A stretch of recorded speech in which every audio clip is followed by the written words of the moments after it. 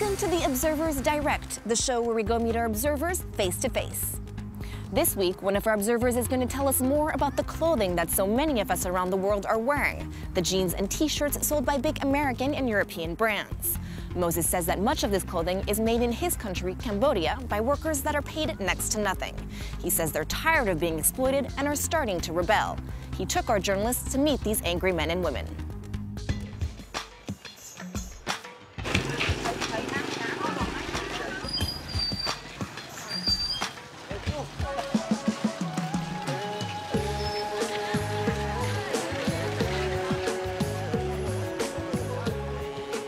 Hello, Moses.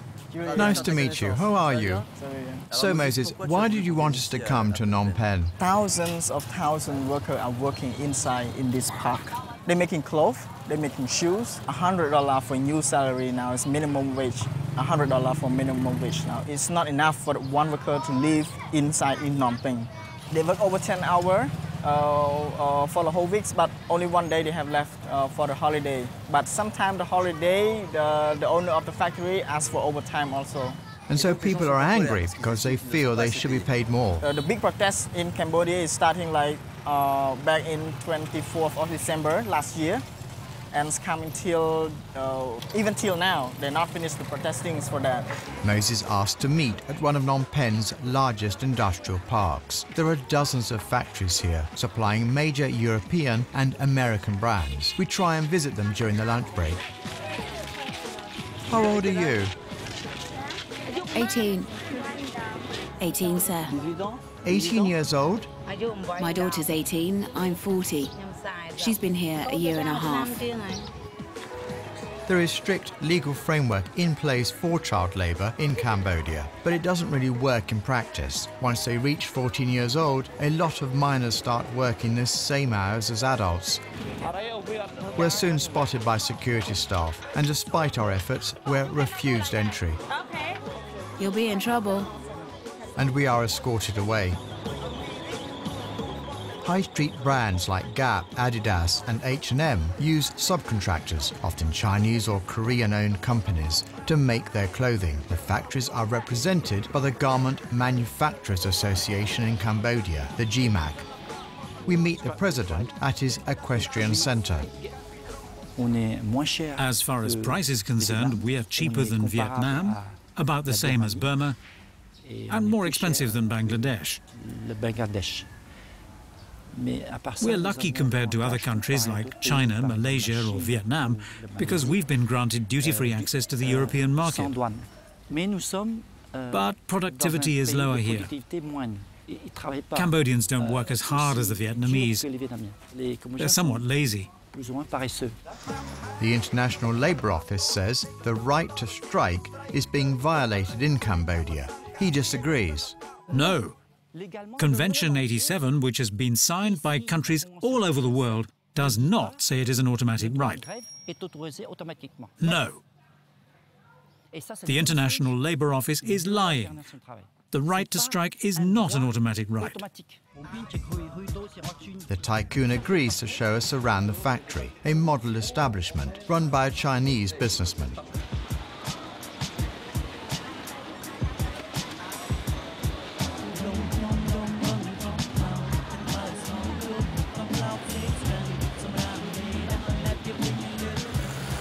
Today's a public holiday. Why are you working? I don't have to, but we're paid double. I work from 7 a.m. to 6 p.m. 6 days per week, except on Saturdays, when I finish at 4 p.m. Do you know what brand you're working for? What brand? Marks & Spencer. And do you think you're paid fairly? Yes, but I'd like to earn a little more.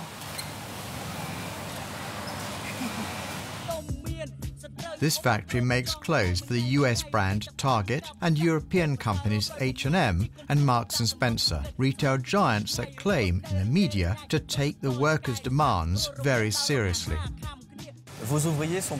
Your workers are paid $8 per day, and they say this isn't enough to live on because there has been massive inflation in Cambodia. What would you say to them? That it's not true. It's not true. If they couldn't survive, then we wouldn't have 700,000 workers going into work every day. They would stay at home. No one's forcing them to go to work. No one has a gun to their head. It's not forced labor. It's a product that costs 14.95 euros. Retail. How much do you sell this to H&M? About 420 US dollars. Would you be able to raise the wages up to 160? No, we cannot. Unless the buyer is going to pay higher price. Do you think they'd take their business to a different country if you asked them to do that? I guarantee it. Are you sure they'd leave? They say they wouldn't. They're still here. They still pay $4.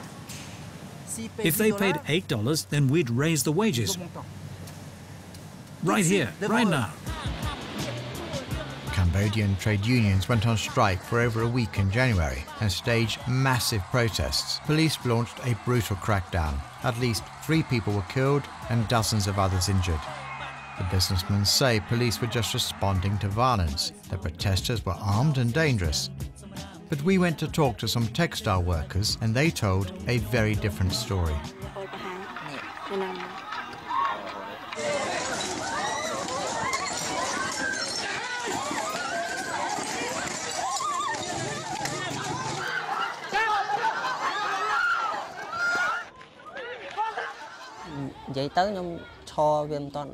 I was filming with my telephone.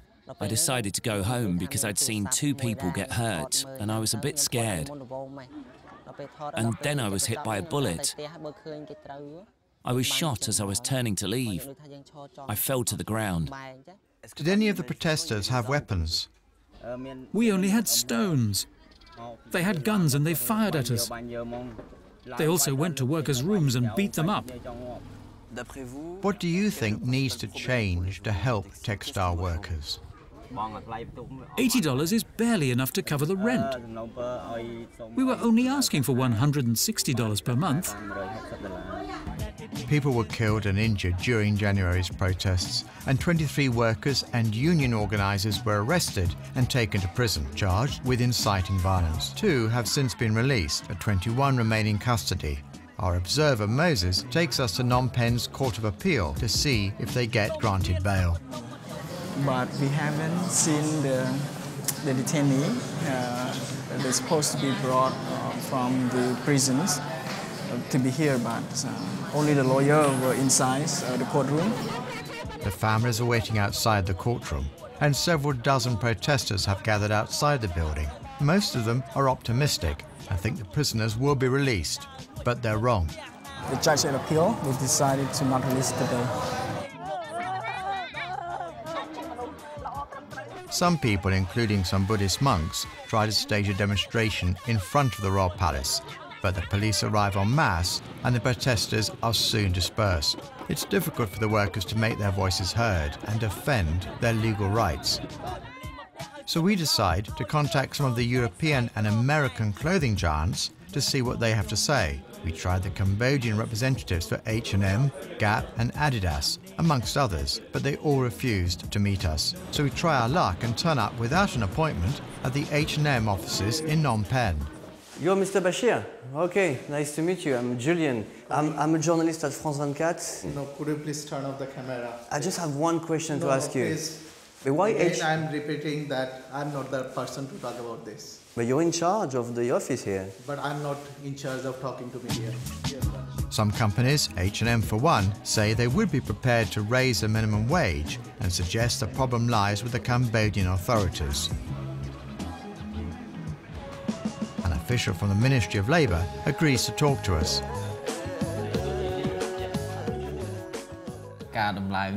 We have to proceed on a step-by-step basis. We've already raised their salary from $80 to $100. That's a $20 increase. The big international firms say they are ready to increase wages, but the government has stopped this from happening. They say it is corrupt. How do you respond? This has nothing to do with corruption. We need to focus on what the factories and retailers can do. If they can come to an agreement, then we can renegotiate. But we can't force either party to increase wages immediately. There were large-scale protests recently, and they were harshly repressed. Do you regret this, or do you think there was no other choice but to resort to violence? The police have to do something when workers wreak havoc and start throwing Molotov cocktails at them. The government and police intervene to ensure stability and to put an end to the violence. So business and common order are the priority. The most important thing is to ensure an environment of peace, security and political stability in Cambodia so investors keep coming here. The retail giants, the factories, the government, they all blame each other for the wage freeze. While they enjoy significant profits, textile workers are told to be patient, do as they're told, and be thankful for the small wage increase given in January. But Moses remains hopeful. For the first time ever, Cambodia's textile workers took a stand and exercised their rights.